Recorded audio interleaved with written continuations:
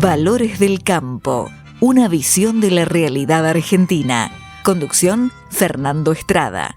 En OMINT cumplimos 55 años, en los que siempre fuimos renovando nuestros servicios, porque para cuidar tu salud no podemos quedarnos en el tiempo. OMINT, experiencia para lo que sigue. Superintendencia de Servicios de Salud, órgano de control de las empresas de medicina prepaga, www.sssalud.gov.ar, 0800-222-7583, Registro Nacional de Entidades de Medicina Prepaga número 1336. Kroll, baja el colesterol. Aceite de canola Kroll reduce el colesterol. Kroll, el aceite ecológico. Activa tu carrera, lidera tu futuro. En Universidad FASTA, elegí entre más de 30 carreras online diseñadas con innovación y trayectoria académica. Inscribite hoy y accede a importantes beneficios en la matrícula. Ingresa en www.ufasta.edu.ar/distancia. Universidad FASTA, conectando con tu futuro. ¿Cómo están, queridos amigos de Valores del Campo? Quiero compartir con ustedes una información que me ha llegado de la Universidad de Yale, que publica muchos informes sobre cuestiones ambientales y son sumamente valiosas. En este caso, se refiere a un discurso muy reciente del presidente de Irán, Masoud Pezeshkian, quien habló dramáticamente, no de los temas que estamos acostumbrados a ver todos los días en los informativos acerca de los problemas que hay con Irán, ¿no? Sino que Irán tiene que contemplar el traslado de su capital, Teherán, para un plazo lo más breve posible, pero que llevará varios años de todos modos. Y es que Teherán tiene una crisis en materia de servicios de agua. Hay una crisis hidrológica producida por mal manejo del sistema vigente, sobreexplotación del agua, en fin, una cantidad de errores de administración que han llevado a esta situación de crisis hidrológica. Y el tema no termina con eso, sino que en la mayor parte del territorio de Irán dedicado actualmente a la agricultura, se está dando, nada menos que la sequía permanente, en razón de estas causas que enumeré. De manera que uno de los objetivos políticos que se había fijado el gobierno de Irán, casi como básicos, que era el de la seguridad alimentaria y la autonomía en cuanto a garantizar esa seguridad, ese objetivo no se va a poder cumplir. Y ya se están tomando iniciativas para cambiar los cultivos que necesitan mucha agua y desde luego pensar en la importación de esos productos que requieren mucha agua. Es una forma para ellos de importar agua. Bueno, ustedes ven con este episodio, que se da además en uno de los centros más calientes de la política internacional hoy en día, como es un hecho que está manifestando la necesidad de la colaboración internacional, que el mundo cada vez se ve con más claridad que constituye una comunidad en la cual los que carecen de determinados bienes deben buscarlo en otra parte, y por esa vía que se llama comercio internacional, ir resolviendo sus problemas de desarrollo, pero también de supervivencia. Este es un punto que nos obliga a entrar justamente en esta gran cuestión del multilateralismo, unilateralismo, todas estas palabras que han empezado a circular de una manera intensísima en la política de hoy y que nos conciernen como productores mundiales en el orden de la agricultura, de la ganadería y de la industrialización de los productos derivados de ella. De modo que para conversar de este y muchos otros temas, hoy lo tenemos nuevamente aquí al ingeniero Marcelo Regúnaga, ex secretario de Ganadería, Agricultura y Pesca de la Nación y coordinador general del Grupo de Países Productores del Sur. Así que, bienvenido, Marcelo, a Valores del Campo. Mm. Gracias por la invitación, Fernando. Por favor, es un honor y gusto a la vez tenerlo usted por aquí. Y yo he hecho esta mención al anuncio poco conocido de esto del Irán, porque me parece que también nos tiene que hacer ver a los argentinos que nuestras posibilidades son bastante mayores de las que a veces creemos, ¿no? Seguro. Es un país con la bendición del agua. Sí. No todo el mundo la tiene. Como bien decía usted, Fernando, en realidad, en este momento en que hay regiones del mundo que tienen necesidades crecientes de importar alimentos porque no disponen de la tierra y del agua suficiente, el agua renovable, y yo diría que el recurso más limitante es el agua más que la tierra. eh, Justo en este momento donde el comercio tendría que funcionar muy bien, tenemos una situación de gran incertidumbre de las reglas que están funcionando en materia de las negociaciones internacionales, ¿no? La Organización Mundial del Comercio venía con escasos progresos en las últimas décadas, pero entró, yo diría, en una crisis casi terminal, con las decisiones que ha tomado el presidente Trump, donde ha decidido violar parte de todo lo que es el acuerdo internacional, de lo que se llaman trato de relación más favorecida, es decir, que se aplican aranceles comunes a todo el mundo.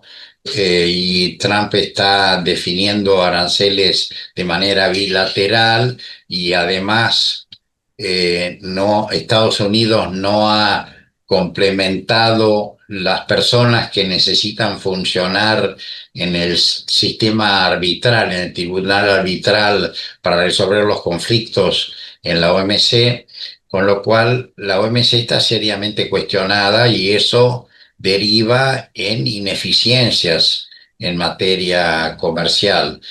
Y como decíamos, cuando uno mira las proyecciones de la evolución de la demanda mundial de alimentos, lo que encontramos es que los países que están teniendo un dinamismo grande, que lo tuvo China en las últimas décadas, que lo está teniendo ahora India, que va a ser un gran importador y un gran consumidor, porque está teniendo tasas de crecimiento más altas que las de China, y tiene una población que ya es la mayor población mundial.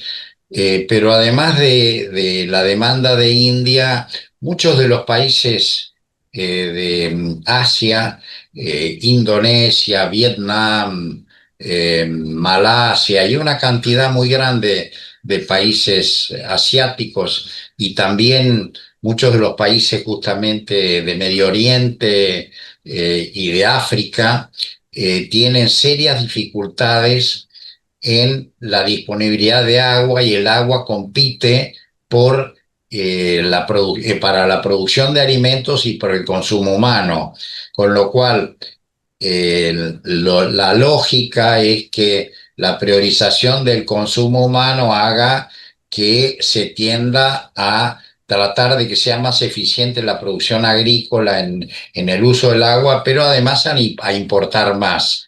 Y como estos países están aumentando sus niveles de ingresos, el nivel de consumo de alimentos está aumentando. Digamos, así como pasó y sigue pasando en China, que una gran parte de la población que originalmente era rural pasa a ser población urbana, cambia los patrones de consumo, empieza a consumir más carnes, más aceites y en general productos que requieren mucho más unidades de agua por unidad de producto. Esto implica cada vez una presión más fuerte sobre la oferta de agua, y cada vez más si uno quisiera simplificar el escenario mundial, uno diría que los países que tenemos altas dotaciones de agua renovable en relación a nuestra población, como puede ser Brasil, como puede ser Argentina, en otras regiones, Australia o Nueva Zelanda, que tenemos altísimas dotaciones de agua renovable, ¿no? Por unidad de población, tenemos un enorme potencial para abastecer y en el fondo a veces uno dice lo que vendemos es agua más que alimentos en sí, ¿no? Pero es agua a través de los alimentos, ¿no? La lástima es que frente a esta necesidad de un mucho mayor volumen del comercio para abastecer la demanda, estos desequilibrios que hay en Medio Oriente, en Asia, en algunas regiones de África que están aumentando sus ingresos y necesitan consumir más alimentos y con los procesos de urbanización van no solo aumentando más la demanda, sino cambiando los patrones de consumo. Justo cuando necesitamos más comercio, el comercio está enfrentando en estos momentos, por distintas circunstancias, muchas incertidumbres. La geopolítica, todo lo que está pasando entre los conflictos bélicos, que hacen que muchas regiones, por ejemplo, el caso más típico ha sido el caso de Ucrania, que era un gran proveedor de alimentos y ahora una parte importante ha sido deteriorada por la guerra o, digamos, la invasión rusa, para ser más preciso, a Ucrania. Pero no solo eso, sino todas las repercusiones que tienen desde el punto de vista logístico, otros conflictos bélicos y otros problemas climáticos. Por ejemplo, Yemen ataca sistemáticamente algunos transportes que pasan por el Canal de Suez y por el Mar Rojo, con lo cual, digamos, hay muchos barcos que tienen que cambiar sus rutas, sustituir el tráfico natural que sería para muchas regiones usar el Canal de Suez, y ahora tienen que ir por Sudáfrica o por Sudamérica, digamos, para llegar al continente asiático, ¿no? Y además... se ve lo frágiles que son muchos de esos sistemas de seguridad política, porque la navegación por el Canal de Suez está perturbada en realidad por un grupo bastante reducido de terroristas, digamos así, que operan desde tierra, pero sí, es suficiente. Sí, sí, es tremendo, es tremendo. Y además se agregó a eso el problema en el Canal de Panamá por problemas climáticos, con lo cual el comercio mundial está muy alterado y sobre todo hay grandes incertidumbres, con lo cual, en definitiva, lo que implica esto es que los consumidores tienen que pagar más caro por los alimentos, o bien los productores recibir menos de lo que deberían recibir por todas las ineficiencias que hay hoy en el sistema comercial mundial. Ahora, por el otro lado, desde el punto de vista nuestro, existen todas estas amenazas, pero existe una gran oportunidad que es que nosotros tenemos un enorme potencial de aumentar la producción. Nosotros desperdiciamos el agua de manera notable, que va al mar y se pierden millones de litros por hora, simplemente porque no estamos utilizando en pleno todo lo que podríamos estar utilizando con sistemas de riego. Hay iniciativas... Y no solamente con sistemas de riego, hay un atraso en la proyección de planes hidráulicos, porque la cantidad de agua que fecunda la región pampeana y las demás en Argentina es bendecida cuando es tiempo de que se humedezca la tierra. Pero después, cuando viene el periodo de inundaciones, eso es odiado y se lo echa al mar. Eso ya lo decía Florentino Meguino en 1880. Es como una esponja de la cual necesitamos el agua que entra, pero tiene que conservarse, no puede oprimirse la esponja para que se vaya enseguida cuando es un tesoro también desde el punto de vista económico.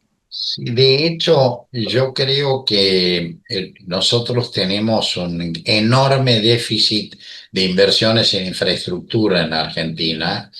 Argentina, por distintos motivos, decidió apostar a un crecimiento económico basado en la sustitución de importaciones y, por lo tanto, se hicieron grandes inversiones para el desarrollo de la industria manufacturera y como contrapartida falta de desarrollo de infraestructura y políticas que limitaron los precios de los productos agropecuarios, con lo cual Argentina es un país que tiene un potencial enorme desde el punto de vista de la producción de alimentos, pero que no está utilizando esa producción. De hecho, nosotros en los últimos 2 o 3 décadas hemos visto cómo Brasil aprovechaba esta demanda mundial, o Paraguay o Uruguay han estado aprovechando este aumento de la demanda mundial de carnes, de granos,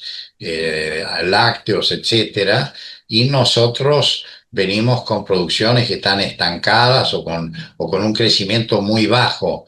Es decir, nosotros hace 30 años o 20 años teníamos rendimientos promedios de la soja bastante mayores que los de Brasil, un poquito menores que los de Estados Unidos. Hoy, Brasil, con la gran apuesta tecnológica, pero además la apuesta económica a crecer con el sector agropecuario, tiene un aumento espectacular en la producción de soja, pero en la productividad. Hoy el rendimiento de soja en Brasil, que tiene tierras con mucho más limitaciones que las nuestras, es mayor que el promedio de la Argentina en soja, con lo cual eso muestra claramente que nosotros hemos estado perdiendo el tiempo en tratar de crecer con actividades que no son competitivas y hemos desaprovechado las oportunidades. Por suerte, el gobierno actual lo que plantea justamente es un cambio importante en la orientación y se han ido eliminando muchas de las barreras al comercio que habían impuesto en el gobierno anterior. De todas maneras, todavía sigue dos problemas fundamentales para mí. Uno, que sigue habiendo una presión impositiva muy grande y con impuestos muy distorsivos, como son todavía los derechos de exportación o como son los ingresos brutos o el impuesto a la transferencia financiera, digamos, el impuesto al cheque. Son todos impuestos distorsivos que desincentivan un aumento de la producción, ¿no? De manera... Ahora, esto fundamentalmente me parece que tiene su raíz en una falta de voluntad exportadora de la Argentina. Es que el planteo anterior era que nosotros teníamos que crecer con el mercado interno. La estrategia de sustitución de importaciones que orientó la política económica de Argentina de la mayor parte de los últimos 80 años, salvo algún periodo puntual, pero en general, buena parte de la política económica de nuestro país ha estado desalentando el crecimiento a partir de las exportaciones. Bueno, nosotros teníamos prohibición de exportación de carnes, prohibición de exportación de granos, con lo cual ninguna empresa hace apuestas de largo plazo si no sabe si va a poder exportar o no.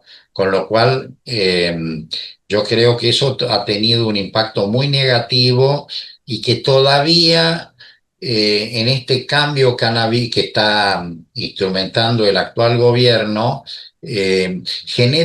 todavía hay incertidumbres porque hasta hace muy poco que se ratificó en las elecciones que iba a continuar la política económica de la nueva administración, había como dicen los americanos, wait and see. Todo el mundo está a la expectativa, no solo los inversores internacionales, sino también muchos de los inversores locales, a la expectativa de ver cuáles van a ser las reglas de juego para que la agricultura argentina se pueda expandir. Porque si realmente queremos hacer cambios muy grandes, por ejemplo, las inversiones en infraestructura de riego, en infraestructura de logística, en trenes, en rutas, etcétera, en Argentina se necesitan grandes inversiones porque ha habido un proceso de desinversión enorme. Fuera del proceso de la década del 90, en que hubo un cierto proceso de inversión en infraestructura, ahora hace 20 o 30 años que se invierte muy poco en infraestructura, y entonces las decisiones de inversión que se necesitan en el país son de una magnitud muy grande y se han venido postergando. Bueno, ahora tenemos el caso de la hidrovía, ¿no? Que hay toda una discusión que se ha venido postergando la licitación para la concesión de eso, y estamos con un sistema de exportación un sistema logístico que es mucho más ineficiente y que nos quita competitividad porque tenemos calado muy bajo, y entonces no se puede salir con los barcos grandes que existen hoy en el comercio mundial de granos, porque el calado en el Paraná, que es donde exportamos la mayor parte de Rosario, de la cuenca que está ahí en la zona de Santa Fe, Rosario y algunos puertos un poco más abajo, pero tenemos calados muy bajos, entonces con eso los barcos tienen que o completar en Brasil o completar en Bahía Blanca, con muchas ineficiencias, ¿no? Argentina tiene un enorme potencial, pero mucho de ese potencial implica inversiones grandes en infraestructura, que este gobierno, en el marco de los equilibrios fiscales, no los está asumiendo como tal, y que se espera que el sector privado empiece a hacer esas inversiones. Lo que pasa que las respuestas a inversiones grandes del sector privado tampoco vienen de un día para el otro, ¿no? Con lo cual, a veces nosotros vemos que las oportunidades que están hoy, de pronto no las estamos aprovechando como las podríamos estar aprovechando, ¿no? Y eso, yo creo que hay una actitud general también de no contemplar a distancia, a diferencia de Brasil, como usted señalaba. Esos adelantos que tiene el Brasil han sido proyectados con sentido no solo económico, sino geopolítico también.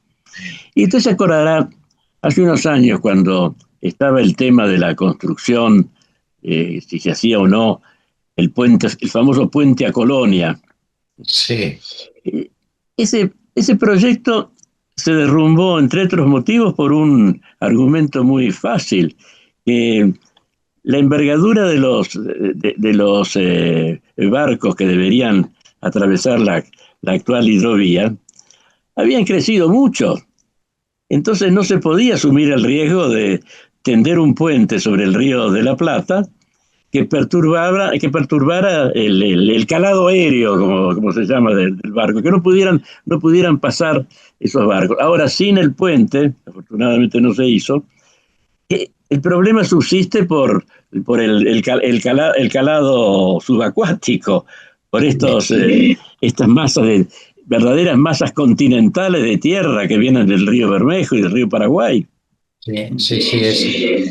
En realidad, cuando uno mira, yo coordino en este grupo GPS, coordino las actividades que hacemos los sectores privados de Argentina, Brasil, Uruguay y Paraguay, ¿no?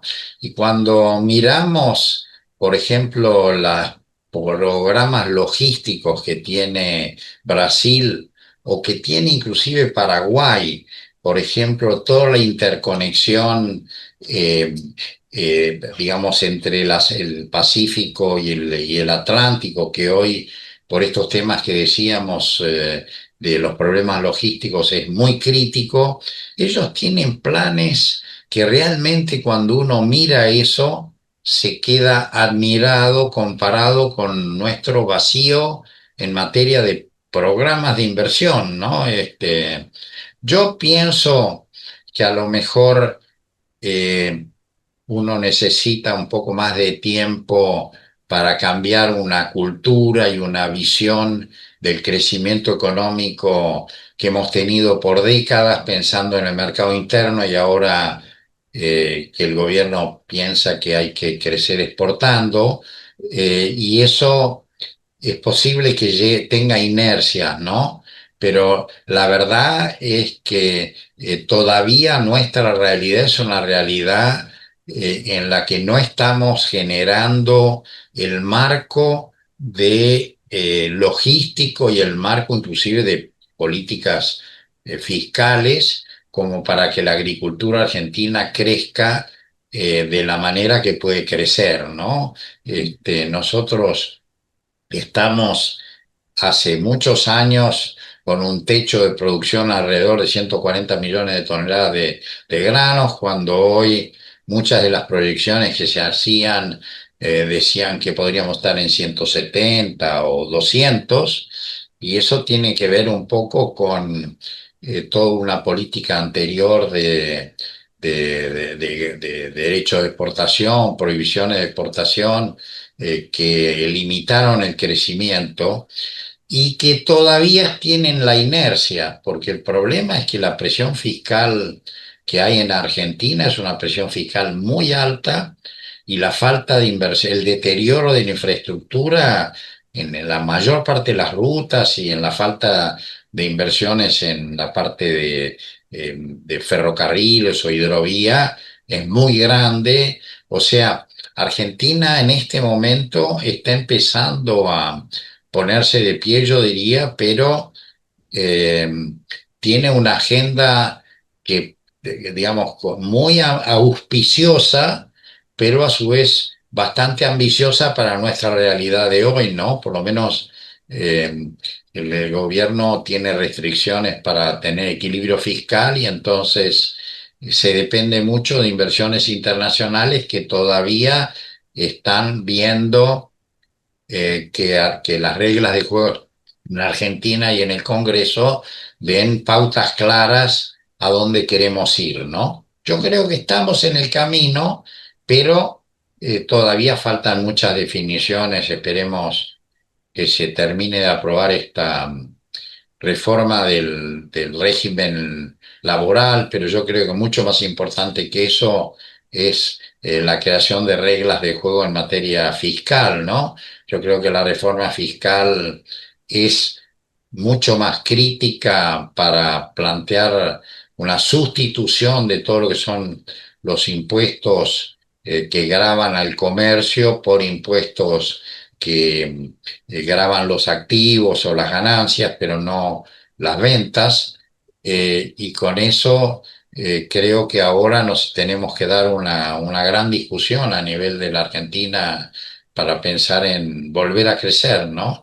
Y yo Es creo que como una madeja que se ha hecho y que impide los movimientos.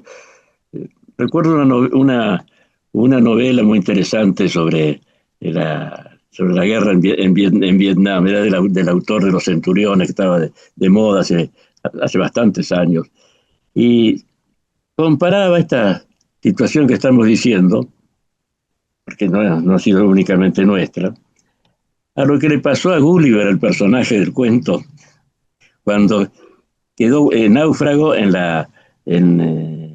las playas de los liliputienses, que trató de levantarse y estaba tan atado por una cantidad de hilos chiquititos, pero muy chiquitos, que eran los capaces de hacerlo los enanitos, pero tan bien hechos que no se podía mover, y no pudo hacerlo mientras no conquistó la confianza de los liliputienses.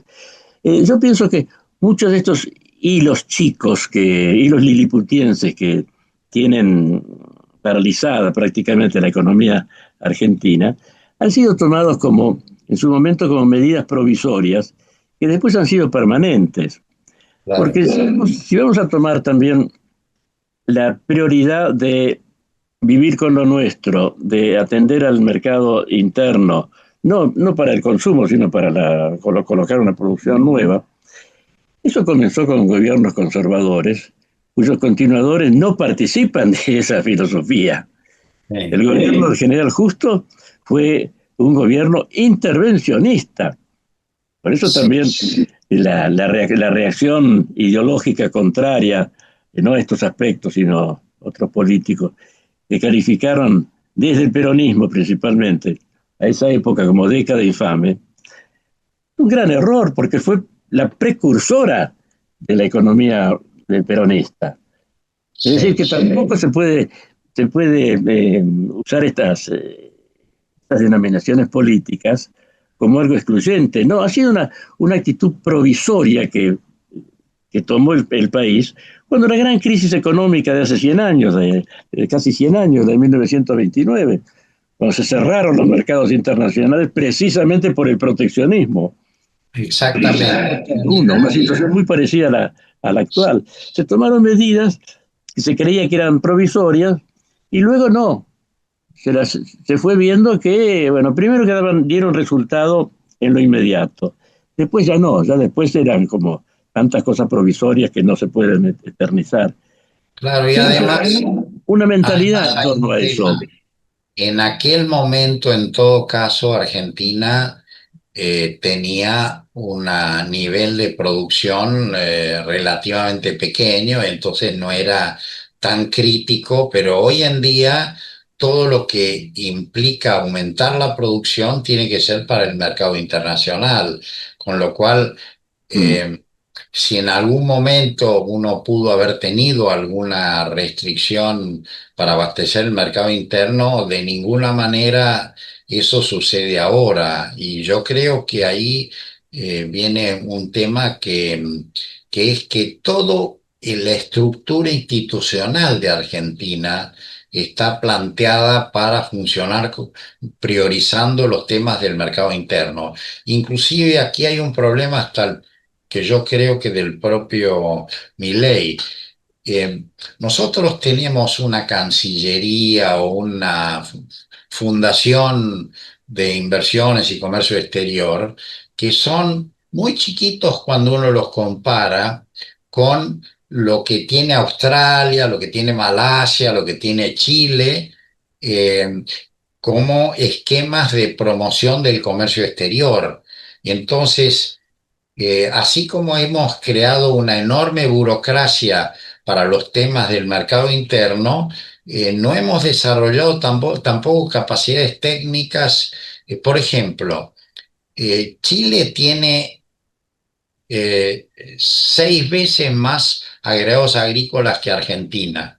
Chile, un país chiquitito.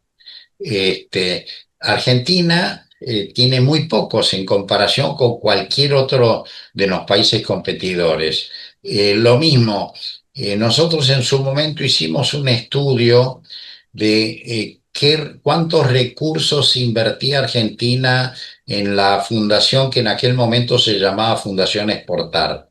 Y lo comparamos con las fundaciones equivalentes de Australia, Nueva Zelanda o Chile. Y la relación era casi 10-1.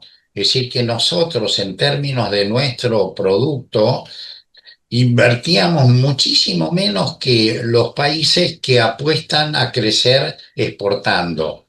O sea, la inercia de todas estas políticas que han priorizado vivir con lo nuestro y no crecer exportando,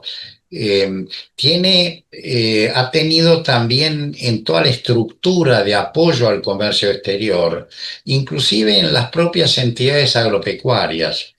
Yo hace no mucho tiempo hice un estudio de cómo estaba organizado la promoción comercial en varios países competidores nuestros, ¿no? Y tomamos Chile, Perú, por ejemplo, que es otro país que ha hecho reformas muy importantes, Australia, Nueva Zelanda, Malasia.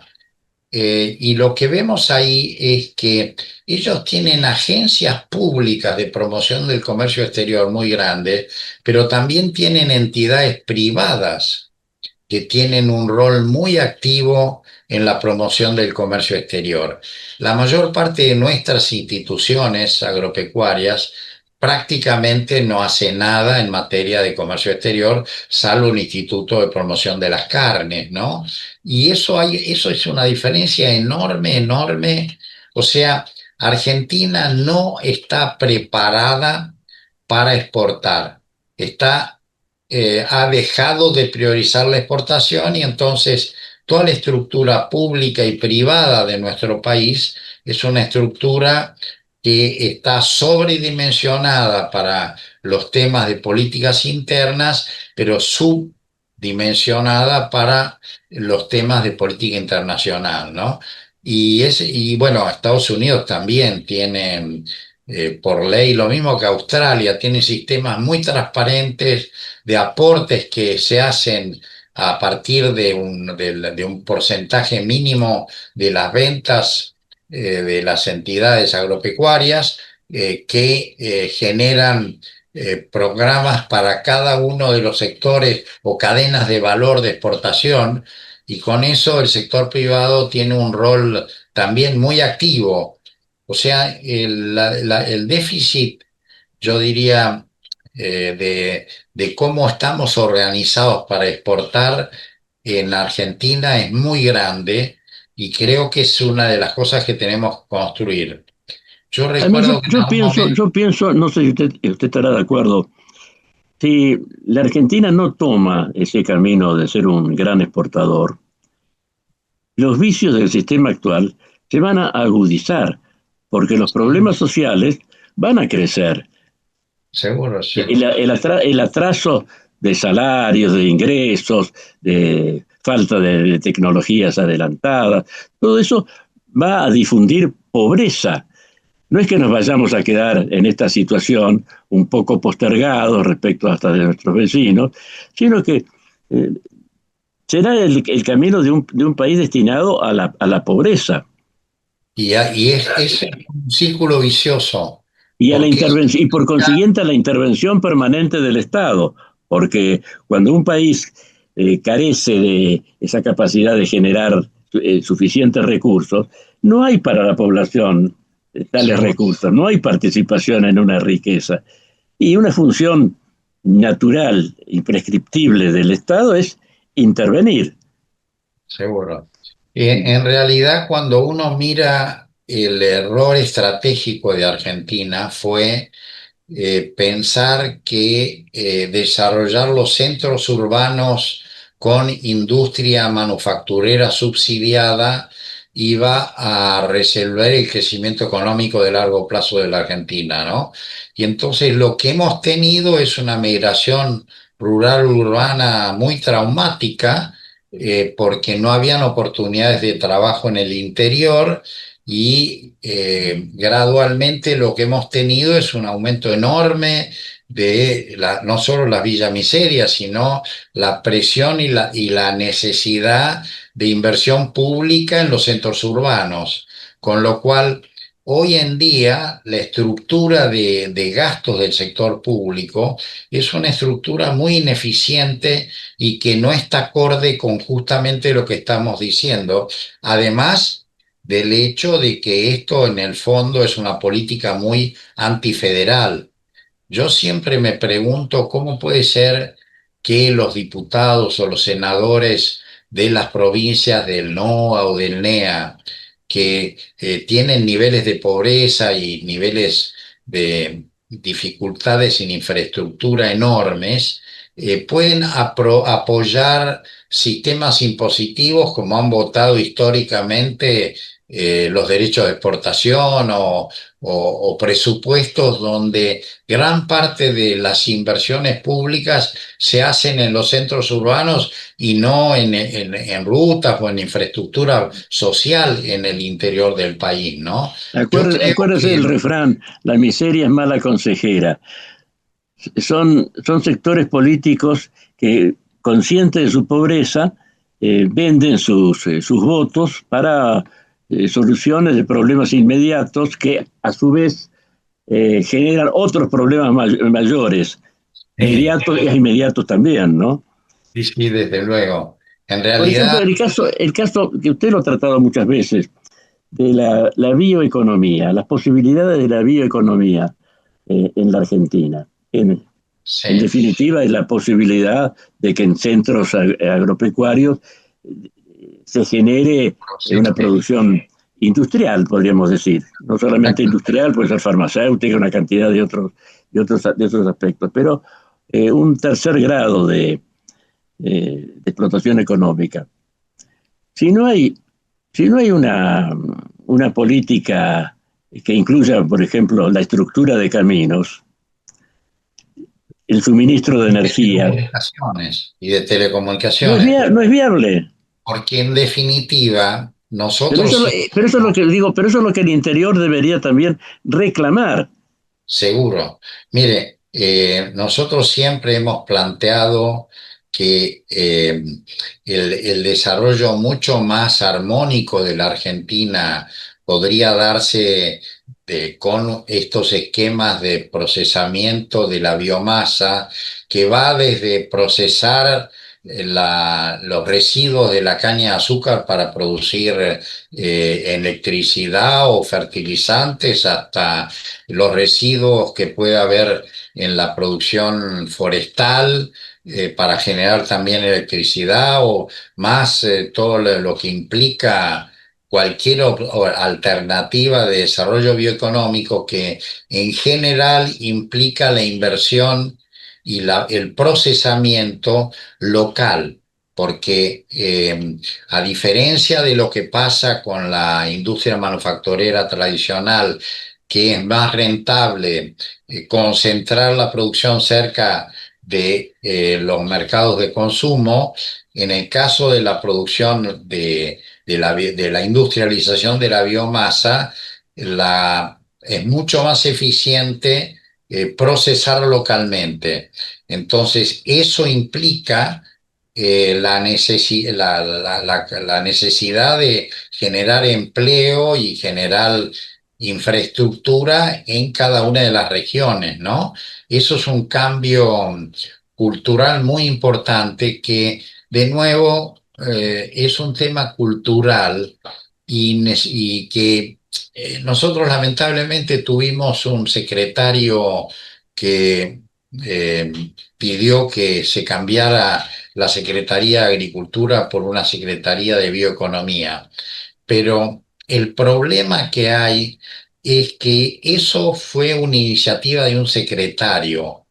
Eh, para hacer un cambio de este tipo, no es el secretario de Agricultura el que tiene que cambiar, sino que tiene que cambiar el enfoque global del gobierno, de dónde piensa que tiene que estar el desarrollo. Entonces, un solo secretario de Agricultura no resuelve el problema, porque estos desarrollos de la bioeconomía son desarrollos horizontales, donde uno tiene que pensar que dónde se invierte en rutas, dónde se invierte en telecomunicaciones, dónde estamos pensando en que podemos hacer desarrollos tecnológicos, es decir, un enfoque, por ejemplo, todos los temas que tienen que ver con salud, que también es una parte importante de la bioeconomía, y todos estos temas yo creo que necesitan una definición política muy alta en el jefe de gabinete o en el ministro de Economía, por una visión muy, muy clara. Y eso es uno de los temas que nosotros, en general, yo estoy en una organización mundial de bioeconomía, discutimos cómo el mundo puede ir avanzando a un esquema que por un lado es más ambientalmente mejor, pero por otro lado federalmente mejor, y eso implica o que las provincias tienen que tener políticas muy agresivas tratando de generar estos desarrollos locales, o un gobierno nacional que tenga esta visión, pero no un secretario de Agricultura. Ahí necesitamos un gobierno nacional que defina una política de desarrollo territorial muy importante, ¿no? Que en Argentina eso no está en la cultura. Yo pienso que Milei está tratando de hacer otros cambios culturales y que son importantes también, pero yo creo que lamentablemente la iniciativa que tuvo el ingeniero Vilela era una iniciativa muy aislada y no en el marco de un consenso político del más alto nivel como para decir, bueno, vamos a hacer una estrategia de desarrollo territorial mucho más importante que la actual. El actual es un desarrollo, un esquema de desarrollo que seguramente va a haber muchos más desarrollos locales por la minería y por y por la energía, pero la diferencia que hay con la bioeconomía es que en la bioeconomía estamos usando la biomasa en casi todo el territorio. Y es distinto a localizaciones puntuales en Vaca Muerta o en Jujuy, que tienen un impacto muy importante para el futuro en materia de generación de divisas, pero no van a tener un impacto muy importante en desarrollo territorial como puede tener un enfoque de la bioeconomía transformando toda la biomasa que produce Argentina, que es enorme, en forestales, en ganadería, en granos, en productos, subproductos de la producción vitivinícola o de la producción frutícola, cualquiera de esas actividades donde uno puede industrializar esos productos y agregar muchísimo valor y sobre todo desarrollo local y empleo local, ¿no? Que es un tema muy importante en este momento, ¿no? Desde luego. Y en ese sentido, me parece que también hay un foco algo deformado respecto de las expectativas, porque desde mi punto de vista, ni la mayor generación de energía por Vaca Muerta, la mayor producción minera, van a tener el efecto que tiene y que puede seguir teniendo el campo, la agroindustria en general, pero por este aspecto principalmente, no tanto por la generación de divisas, sino también por la difusión en la población, porque el campo es una cadena de valor, una cadena de trabajo que empieza, bueno, en el surco, empieza mucho antes, por ejemplo, el laboratorio que prepara la semilla para echar en el surco, todo lo que hay antes del trabajo efectivo sobre la tierra es importantísimo. Y después viene todo lo otro. Hay estadísticas que demuestran que por lo menos el 36% del mercado laboral del país está vinculado al campo. Las ganancias tienen que volver al interior del país, digo, al país mismo. Justamente. La exportación de ganancias, que es muy justa y se debe tomar en cuenta y se debe asegurar para los inversores, es algo que no se da en la industria del campo, por decir así. Esa queda en su mayor parte del país. Yo creo que hubo un diagnóstico equivocado ya en la CEPAL primero y después en las políticas económicas argentinas lideradas por así, Labaña y muchos otros economistas, Ferrer, que han sido profesores y han creado toda una corriente de pensamiento, pensando el que en campo no genere empleo. Esa es una visión local de cuánto empleo se genera en la tierra, sin tener en cuenta todo lo que implica el campo aguas arriba y aguas abajo, donde tiene una cantidad enorme de efectos multiplicadores. De hecho, cuando uno mira los efectos multiplicadores de producción y empleo, que son cuánto impacta en la economía en su conjunto o en el empleo en su conjunto, lo que se encuentra es que las actividades agropecuarias son las que más efectos multiplicadores tienen, tanto de producción como de empleo. Por ejemplo, toda la cadena de la carne que va desde la producción de la genética, digamos, hasta la producción de cueros y de la elaboración de todos los productos manufacturados, esa es una de las cadenas que tiene mucho mayor efecto de coeficiente técnico de efectos multiplicadores para toda la economía. Y lo mismo pasa con muchas de las actividades agropecuarias. Uno dice una producción de soja. Una producción de soja tiene una enorme demanda de genética, de la producción de semillas, con el enorme demanda de empleo que no es robotizable como es lo de las plantas industriales, hasta el transporte, los servicios y demás. Y en definitiva, lo que yo creo que ha habido un muy mal diagnóstico, diciendo si queremos generar empleo tenemos que instalar fábricas. La mayor parte de las fábricas hoy están robotizadas y no generan nada de empleo.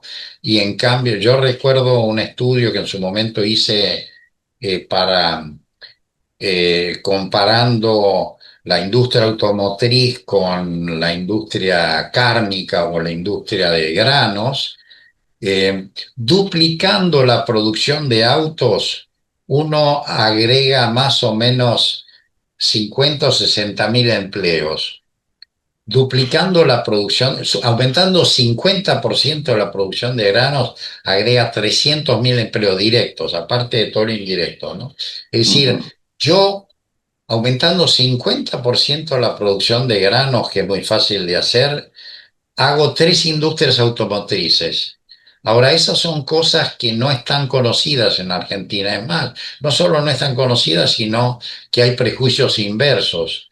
Estamos preocupadísimos si se cierra una fábrica que emplea 5.000 personas, pero a nadie le preocupa si cierra un frigorífico, que uno solo tiene una demanda enorme de carne, de empleo.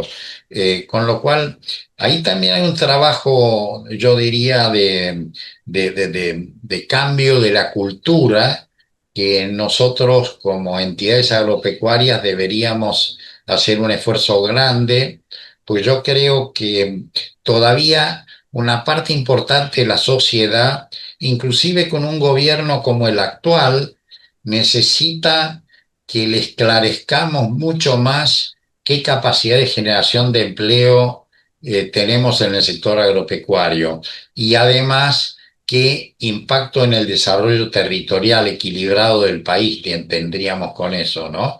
Y entonces, ¿a dónde tendrían que ir las inversiones públicas en seguridad, en infraestructura social, de comunicaciones y demás, que cambiarían la matriz de desarrollo económico que tenemos hoy en Argentina, que es una matriz muy concentrada y que puede servir para un país sumamente competitivo en materia industrial de Europa, pero que de ninguna manera sirve para un país de las características de la Argentina, ¿no? Es todo un programa de transformación del país o de enderezamiento del país, porque es un país bueno, mal manejado, con una cantidad de malas costumbres, pero intrínsecamente bueno y con potencial para estar en la primera fila de los países. Seguro. Te agradezco mucho, Marcelo, todos estos aportes que ha hecho y que la imitación del campo tiene que dar fruto, tiene que dar abundancia de mieses, ¿verdad? Esperemos que así sea y bueno, gracias por la invitación. Por favor, gracias a usted por su presencia aquí. Hasta luego. Hoy hemos conversado con Marcelo Regúnaga. Nosotros nos reencontraremos aquí en nuestra próxima edición de Valores del Campo. Hasta entonces. En OMINT cumplimos 55 años en los que siempre fuimos renovando nuestros servicios, porque para cuidar tu salud no podemos quedarnos en el tiempo. OMINT, experiencia para lo que sigue. Superintendencia de Servicios de Salud, órgano de control de las empresas de medicina prepaga, www.sssalud.gov.ar, 0800 227 Registro Nacional de Entidades de Medicina Prepaga número 1336.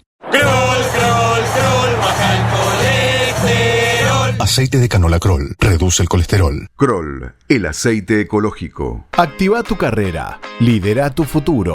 En Universidad FASTA, elegí entre más de 30 carreras online diseñadas con innovación y trayectoria académica. Inscribite hoy y accede a importantes beneficios en la matrícula. Ingresa en www.ufasta.edu.ar/distancia. Universidad FASTA, conectando con tu futuro.